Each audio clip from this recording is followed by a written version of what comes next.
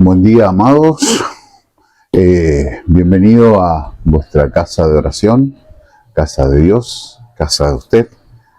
Hoy nos reúne una búsqueda que todos necesitamos hacer. Es el camino de la libertad. Así que vamos a escuchar nuestro texto, este texto principal, y ahí vamos a empezar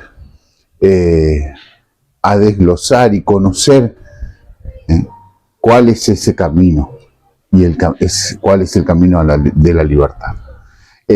Nuestro texto base es el Salmo 32, del 1 al 11. Bienaventurado aquel cuya transgresión ha sido perdonada y cubierto su pecado. Bienaventurado el hombre a quien Jehová no culpa de iniquidad y en cuyo espíritu no hay engaño.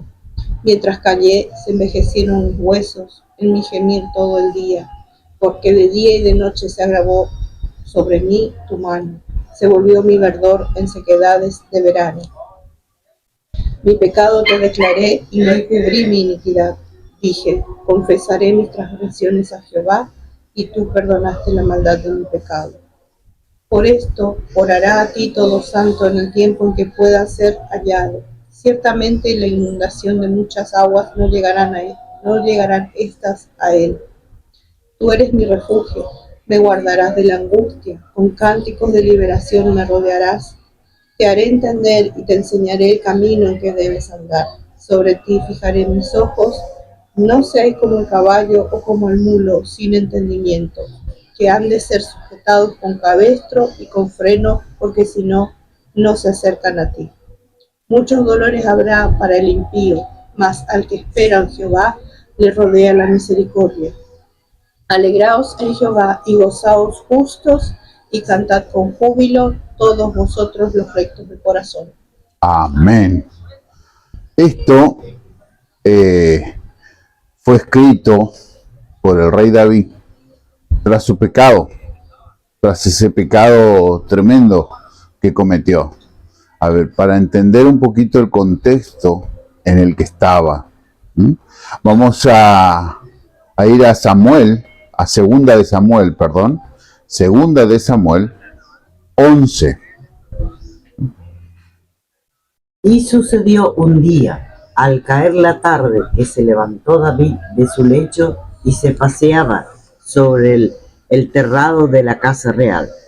Y vio desde el terrado a una mujer que se estaba bañando, la cual era muy hermosa.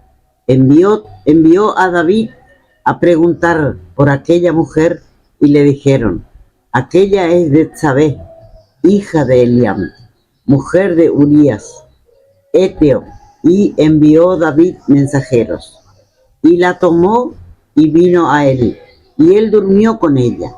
Y luego ella se purificó de su inmundicia y se volvió a su casa. Y concibió la mujer, y envió a hacerlos saber a David, diciendo: estoy encinta. Entonces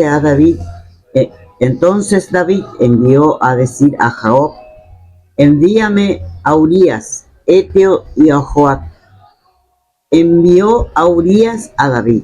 Cuando Urías vino a él, David le preguntó por qué la salud de Joab y por la salud del pueblo y por el estado de la guerra. Después dijo David a Urías: desciende a tu casa y lava tus pies. Y saliendo Urías de la casa del rey, le fue enviado presente de la mesa real. Mas Urías durmió a la puerta de la casa del rey con todos los siervos de su señor, y no concibió a su casa. Amén. Hasta ahí está bien. Ahí está bien. Está bien. ¿Por qué? Porque es como para entender cuál era el ámbito en el cual el rey David cometió ese pecado. O sea que en esa situación que el rey David tomó mujer de una esposa ajena, cometió todo ese terrible pecado, porque no solo estuvo con Betsabé, sino que intentó matar al marido. ¿Por qué? Porque el marido no hizo caso, porque él estaba en guerra, y hacerlo venir y estar con la mujer, ¿por qué? Porque ya la mujer estaba encinta. O sea, no solo cometió el pecado, sino que lo quiso tapar. ¿Por qué? Porque con ese pecado Betsabé resultó embarazada y él tenía que tapar ese pecado y llamó, o sea, fíjense cómo se fue haciendo una pelota de eso. O sea que aquí comienza describiendo la fatiga crónica de nuestra era. O sea, hoy las personas no solo están cansadas físicamente, sino emocionalmente agotadas. Vivimos en una cultura que nos dice que seamos nuestra propia versión de la verdad, pero que nos deja solo con la culpa cuando fallamos. O sea, nosotros tenemos que, fíjense en esta sociedad de hoy, en lo que digamos, busca crear, que nosotros seamos nuestra propia versión de la verdad. O sea, pero claro, cuando la culpa aparece, nos deja solo. Bien, cuando fallamos. En el Salmo 32, uno de los 7 salmos penitenciales, no es un texto de condenación, sino un mapa hacia la verdad, hacia la felicidad. ¿Por qué? Porque va dando, nos va dando pautas que nos llevan hacia la felicidad.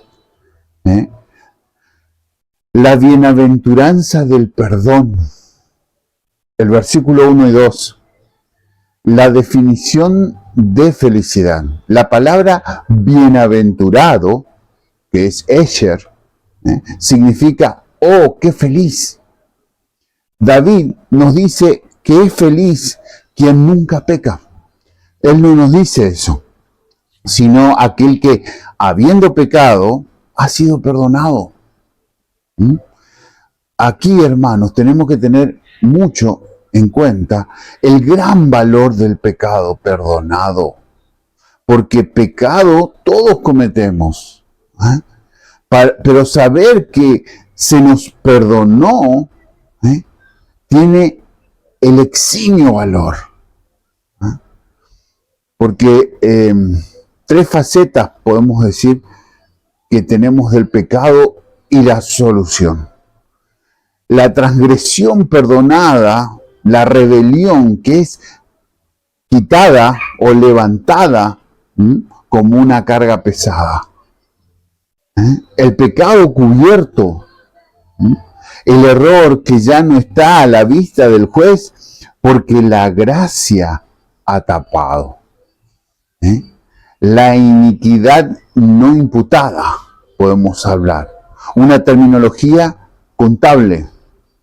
Dios no pone el pecado en nuestra cuenta. ¿Por qué? Porque su gracia nos lo quitó. En Romanos 4, 7 al 8 dice: dichosos aquellos a quienes Dios ha perdonado sus culpas y aquellos cuyos pecados ha sepultado en lo profundo. Dichoso aquel a quien el Señor no le toma en cuenta su pecado. Amén. Gloria a Dios. Pablo usa estos versos para demostrar que la salvación es por gracia, no por obras. Y esto, hermanos, cuenta cuánto nosotros tenemos la suerte de que fuimos perdonados. Porque bien condenados estábamos por nuestra propia culpa, porque pecadores sí que somos. Sin la gracia estamos, como diríamos en argentino, estamos al horno. Y al horno en serio, porque el pecado nos lleva a la muerte. Nada podemos hacer nosotros para salir de esta situación, si no fuera por la gracia. ¿Se entiende, no? Amén. Entonces,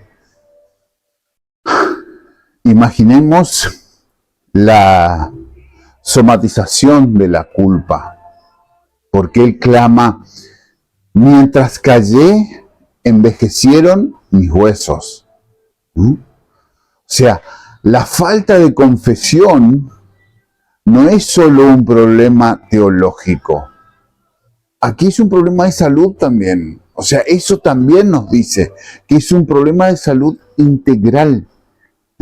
Porque calculemos que si callamos ese pecado, podemos sufrir un dolor penetrante hasta los huesos.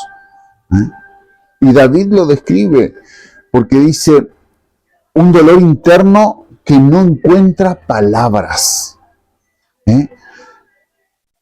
Calculemos que David dice sobre el dolor de sus huesos, así insoportable. Ahí tenemos la magnitud del dolor de nuestros pecados. Cuando somos capaces de darnos cuenta de nuestra situación, podemos arrepentirnos, podemos clamar al Señor, y el Señor en su misericordia nos va a perdonar. La mano pesada de Dios, la disciplina amorosa que nos deja estar tranquilos, no nos deja, estar tranquilos con el error. Nos vamos a poder dormir siquiera, porque el Espíritu Santo nos va a confrontar continuamente.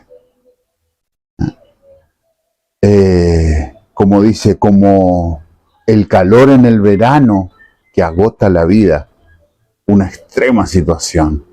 Así es el pecado en nosotros. O sea, genera un malestar continuo. Eso es el peso del pecado. En una sociedad donde todo vale, supuestamente, la ansiedad y el vacío espiritual crecen. Nosotros intentamos curar quizás con terapia, con distracciones, lo que solo se sana con arrepentimiento. Y arrepentimiento verdadero. O sea, ahí el Señor puede inclinar sus oídos para poder darnos atención y perdonando cada uno de nuestros pecados, conforme a su voluntad. Y sobre todo, conforme a nuestro arrepentimiento. Gran fiesta tenemos nosotros aquí cuando nos encontramos libres de tales cadenas, ¿no? Y así también podemos decir que en el cielo hay fiesta. ¿Por qué? Porque el Señor se goza con nuestra salud espiritual. ¿Cómo no darle toda la gloria a nuestro Padre Celestial? Si nosotros necesitamos de que el Señor incline sus oídos y esté con nosotros en nuestro dolor. ¿Por qué? Porque si nosotros no nos arrepentimos y entregamos ese dolor al Señor, eso va a llegar hasta los huesos.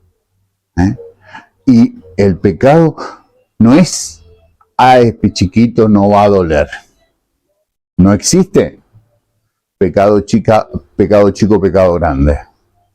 Es pecado, y eso va a ser una raíz. Como vemos en el versículo 5, que sería el punto de quiebre de David, ¿no? O sea, él dice, mi pecado te declaré, dije, confesaré mis transgresiones. ¿Ah? Lo tenemos que hacer nosotros también. Cuando descubrimos nuestro pecado y nos arrepentimos, ¿ah? Confesar nuestras transgresiones. O sea, acá es claro, el Señor nos enseña que por más que nosotros quizás nos olvidamos de ese pecado, quizás lo ocultamos porque es mucha la vergüenza, porque es mucho el dolor, lo queremos tapar, pero el Señor dice confesar nuestras transgresiones. La clave es un espíritu en cuyo espíritu no hay engaño. ¿Eh? No es ser perfecto. O sea, en eso tenemos que entender. El Señor sabe que no somos perfectos. No nos quiere perfectos, porque el único perfecto fue Cristo. Pero nosotros tenemos que decir, es como Dios no puede sanar lo que nosotros seguimos escondiendo. Es como, a ver, ir al doctor y no decirle la enfermedad. Ahí es como que el doctor no sabe de qué se trata, cuál es nuestro dolor, qué es lo que sentimos. Aquí pasa lo mismo, pero la diferencia que el Señor conoce nuestro corazón, porque Él pesa nuestro corazón. Entonces, por más que nosotros no confesemos, el Señor lo está sabiendo, pero Él no puede cambiar su palabra, porque Él dice, confesá para que seas perdonado. Bien, entonces, esa es el camino que tenemos que dar con nuestro pecado. Y la respuesta inmediata dice, y tú perdonaste la maldad de mi pecado, dice el rey David. O sea que recibió en forma inmediata la respuesta. ¿Por qué? Porque él confesó. Tenemos en cuenta que Dios no puso condiciones de tiempo para perdonar. La restauración comenzó en el momento de la sinceridad. Hasta el momento que él ocultaba ese pecado, esa aberración, se iba consumiendo, lo dice la palabra. Él iba consumiéndose porque el pecado lo consumía. Hasta los huesos se estaba consumiendo. Pero a partir de que él se sinceró con el Señor, ahí empezó, el Señor directamente perdonó su pecado. Y de la misma manera nosotros, a partir de que nos sinceramos con nosotros mismos, reconociendo dónde estamos cometiendo el error, cuál es la raíz que nosotros estamos realizando como pecado continuamente, mientras no la confesemos al Señor, el Señor no la va a poder perdonar, porque su palabra es esa. Y Él no puede mentir. Él no miente. Así que, hermanos, es tiempo de hallar a Dios. Hay una urgencia en buscar a Dios. En el tiempo en que pude ser hallado, dice la porción de su salmo. Hoy es el momento en que necesitamos buscarlo. Nosotros necesitamos encontrar al Señor. ¿Por qué? ¿Por qué hoy? porque hoy tenemos vida, hoy estamos con vida, hoy podemos encontrarlo, hoy el Señor nos escucha cuando clamamos, porque a partir de que morimos ya no hay ninguna opción de cambio. O sea, el Señor no va a modificar nuestra situación. Si somos salvos, estaremos con el Señor. Pero si no nos arrepentimos en vida y clamamos al Señor, el Señor nos va a perdonar y no nos va a salvar. Así que seamos conscientes, hoy con vida necesitamos buscar al Señor. Porque el tiempo en que podés ser salvo es ahora. Porque ya dijimos, cuando morimos nada podemos hacer. Ahí ya estamos juzgados y condenados. Cuando los problemas de la vida, como dice en el Salmo, las caudalosas aguas suben, el perdonado tiene un refugio seguro. Dios no solo nos perdona, sino que nos rodea con canciones que nos recuerdan su victoria. Y damos toda la gloria a su nombre. O sea, el Señor nos abraza con su salvación. Porque ustedes imagínense que en el momento en que los problemas nos acogen, situaciones en la cual la adversidad se pone cuesta arriba, ¿no? Y que esa adversidad de esa situación se ponga cuesta arriba por razones de nuestro pecado, porque nuestro pecado tiene consecuencias. O sea, nos libramos, el Señor nos va a perdonar, pero la consecuencia la vamos a tener. Entonces, en esa situación, imagínense que los que estamos perdonados en esos, tiene un refugio seguro, dice. Porque Dios no solo nos perdona, sino que nos abraza con sus canciones. Así que, qué precioso es saber cuál es nuestra situación y por qué, como decía, como necesitaba gritar el rey David, sobre cuál fue su pecado. Declararlo, confesarlo. Porque él conocía perfectamente. Pero costó muchísimo. Le costó muchísimo. ¿Por qué? Porque le avergonzaba su pecado. Y eso fue llegando hasta los huesos. La guía, qué importante es la guía, porque aquí también David confiesa, o sea, comenta, dice, te haré entender, sobre ti fijaré mis ojos. O sea, aquí el Señor le enseña que Él lo va a guiar. Porque dice, sobre ti fijaré mis ojos. O sea que no va a estar solo aparte a pesar de ese pecado, el Señor lo va guiando. Dios promete una relación íntima. Su mirada nos dirige. Y es clave porque nosotros tenemos que dejar que Él nos guíe. Así manifiesta su sabiduría en nosotros y su voluntad, que es perfecta.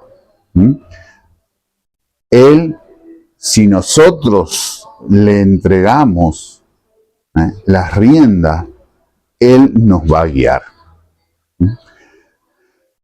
¿Y cuál es el peligro de la terquedad? Porque también está eso. Si nosotros entregamos la rienda, nos confesamos, le entregamos nuestro pecado y se lo confesamos y el Señor toma el control, vamos a estar gozosos en su paz. Pero también tenemos el problema con la terquedad, que de eso sabemos bastante. No seamos como el caballo o el mulo, necios, que solo obedecen por la fuerza del cabestro. Dios prefiere guiarnos por amor y entendimiento. Así que pongamos en la balanza si vale la pena ser terco o no. Sin duda que no. Porque escuchamos en Santiago, porque nosotros muchas veces nuestra terquedad es por falta de sabiduría. Bien, entonces Santiago 1:5 dice: si alguno de vosotros anda escaso de sabiduría, pídasela a Dios, que reparte a todos con largueza y sin echarlo en cara, y Él se la dará. Sobre todo, pedir sabiduría. O sea, aquí está claro que nosotros tenemos el gran problema que es el pecado. Y lo tenemos todos los días. Y esto,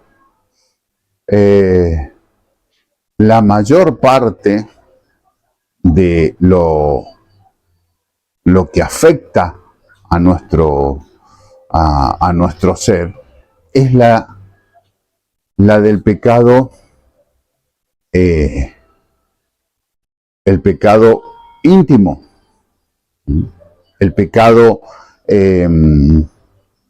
que no se puede ver normalmente, que los podemos esconder. Entonces, sepamos que nosotros creemos que escondemos, pero ante Dios nada puede ser escondido, nada permanece escondido. ¿Por qué? Porque el Señor pesa nuestro corazón. Entonces, el pecado se tiene que confesar. Primero arrepentirnos, confesarlo, y el Señor en forma inmediata lo va a perdonar. ¿Por qué? Porque Él no nos quiere con los dolores de hueso que tenía David. Él nos quiere en gozo y en su hermosa paz. Así que, básicamente, esa es la solución al terrible problema del pecado. Porque eso es lo que nos condena y nos atrasa. Nos frena en la preciosa gloria de Dios. Porque Él no nos quiere, no nos puede ver con pecado. Nosotros necesitamos estar limpios, necesitamos arrepentirnos y confesarlo. Amén. Bueno, cerremos nuestros ojos, vamos a concentrarnos. Cómo poder solucionar, cómo poder llevarlo a nuestra realidad, lo que hemos aprendido. Nos tenemos que dejar de esconder. La doble vida en las redes sociales versus la realidad agota. La confesión ante Dios es la puerta a la verdadera libertad. Grita, si es necesario, a los cuatro vientos, si con ellos seremos libres. Entonces, que nos encuentre confesados, Y tenemos que aceptar la gracia. No cargue con lo que Jesús ya llevó a la cruz. El clavo, Él clavó el madero, nuestros pecados. No lo cargues vos. Vive en gozo. El Salmo termina con un llamado a la alegría. Un cristiano perdonado es la persona más feliz sobre la tierra, porque su paz no depende de las circunstancias, sino de su posición ante el Padre. Así que, hermanos, demos toda la gloria al gran Yo Soy, porque es el merecedor de ella. Y dancemos en alabanza y adoración, porque Él nos perdonó y cumplió con su promesa nuestro Padre Celestial. Gracias, Señor. Gracias en este momento, porque entendimos cuán importante es confesar nuestros pecados para ser libres y perdonados. Gracias, Padre. Gracias por tu magnífica enseñanza, porque sabemos que ante la necesidad y el clamor tú estás presente. Y estamos conscientes, a partir de ahora, que ante la necesidad de conocimiento es a ti a quien clamamos, porque tu palabra lo dice. Así que, hermanos, que el Señor les bendiga maravillosamente a cada uno de los que estamos aquí y los que nos ven a través de las redes. Así que gracias, Señor, por las almas de cada uno de los que están viendo y escuchando este mensaje. Amén.